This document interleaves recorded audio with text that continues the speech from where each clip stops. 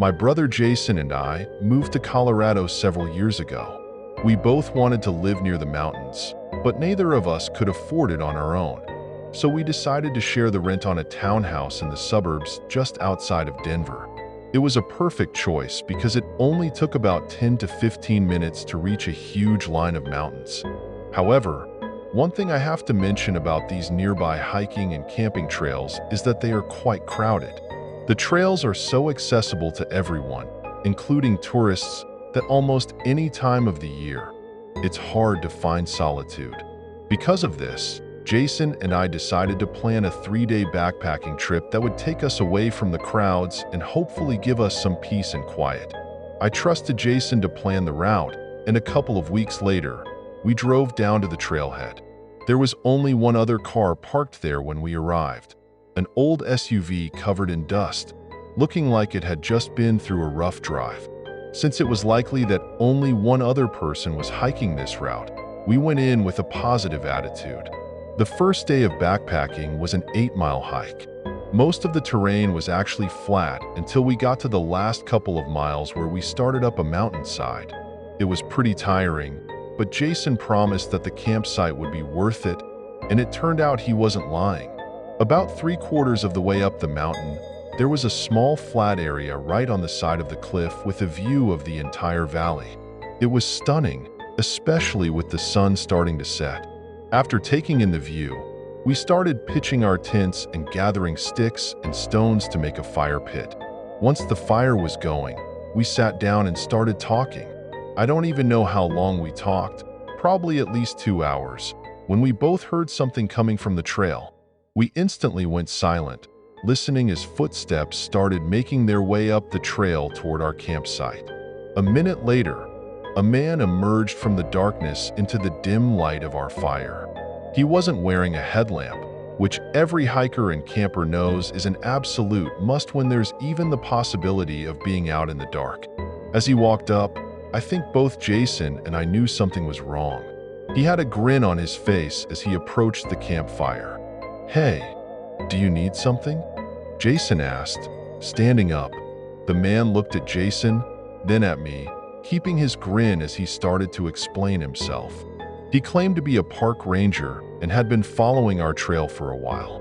He said this section had been closed off for the season and we couldn't be here. Something was really off, though, because we knew this park was still open and we had even gotten permits from the state the day before to camp out there. We also knew that park rangers would not be out here in the middle of a mountain trail at night. But if he wasn't who he said he was, then what was he doing out here?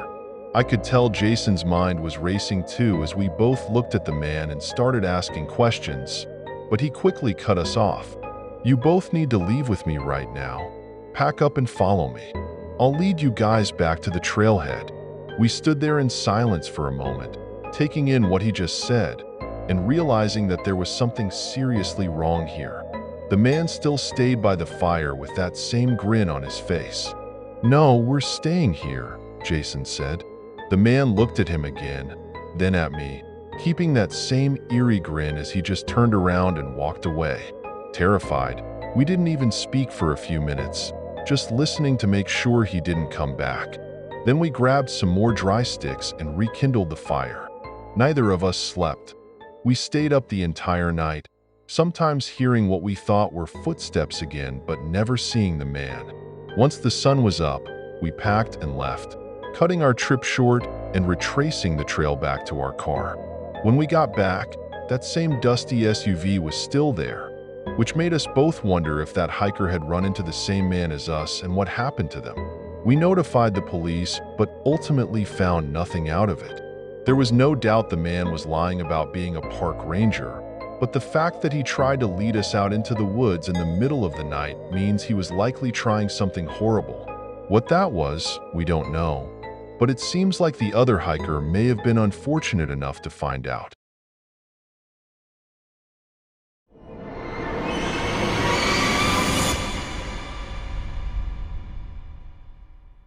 I used to go camping all the time with some of my buddies from college, but after we graduated, we could never find time anymore.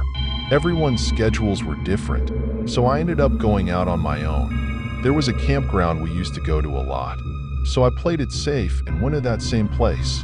It was somewhat far out and not the easiest to get to, but that's why I liked it. Nobody would ever be there because there were easier options nearby to camp at. Knowing the route, I got there without any problems and set all my stuff up. Not long after, a man showed up.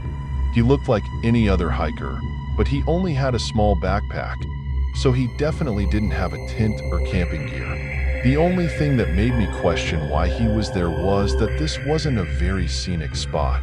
It was a nice place to camp because it was an open area with trees around. But if you weren't camping, there was no reason to hike all the way out here. I didn't think much of it at the time because the man seemed normal enough.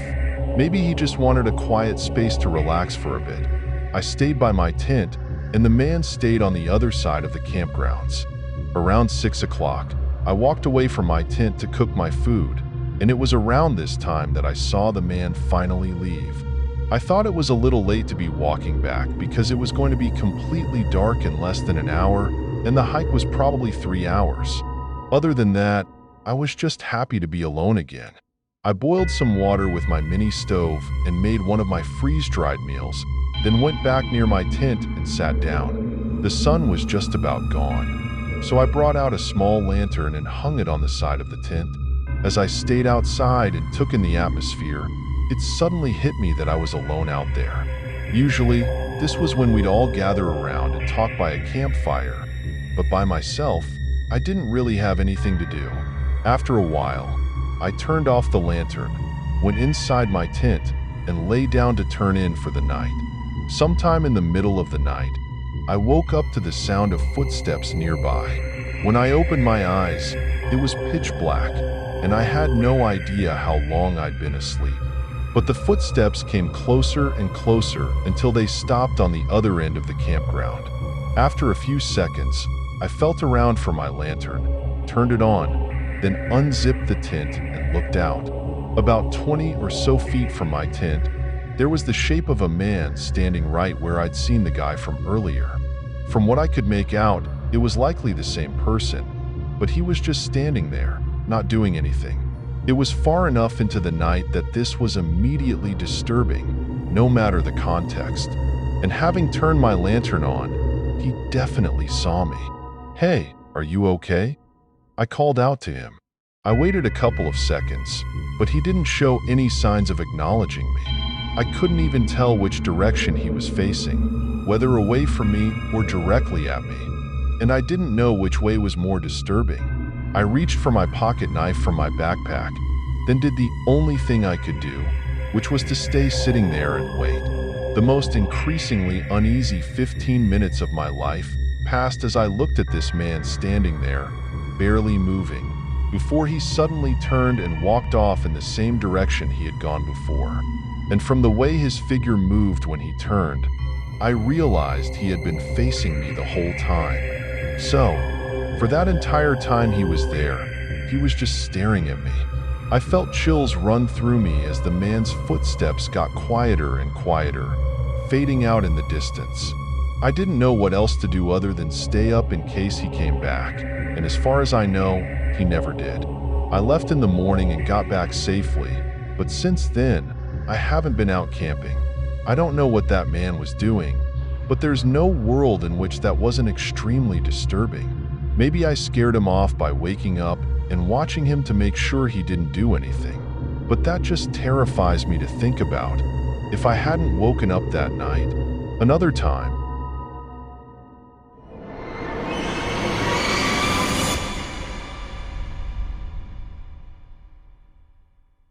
I was out camping in the backcountry near where I lived. I'm not much of a hiker, so I never take trails more than a mile or two. This one was just over a mile from the campsite to the trailhead where my car was parked. I'd been spending the weekend there, camping out by the lake, and was planning on staying for another 2 nights. On the 3rd day, I spent the morning hiking back to my truck, grabbing my fishing rod and some spare food, and then hiking back to the camp. I thought I'd try my luck at fishing while I had the time, but when I got back to the camp, there was another tent set up. It was farther down on the edge of the lake, and I didn't see anyone by it. Initially, I didn't care, but then it crossed my mind that I hadn't seen anyone on the only trail leading to this part of the lake. Then again, there could be some other path that I just didn't know about. Whatever the case, I set up my rod and got to fishing. Every 20 minutes or so, I'd glance over at the tent on the side of the lake, but at no point during the 3 hours I was out there did I see anyone. Once the sun started to get lower, I packed up my rod and went back to my tent.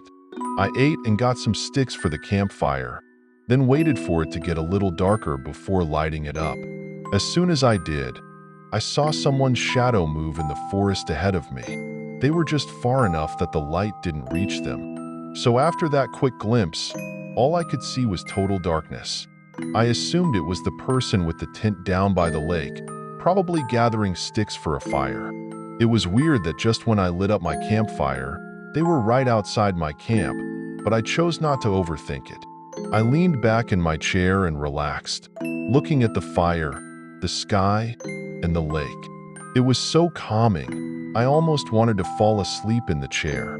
But just a half hour later, I looked past the fire and saw several figures coming from the forest.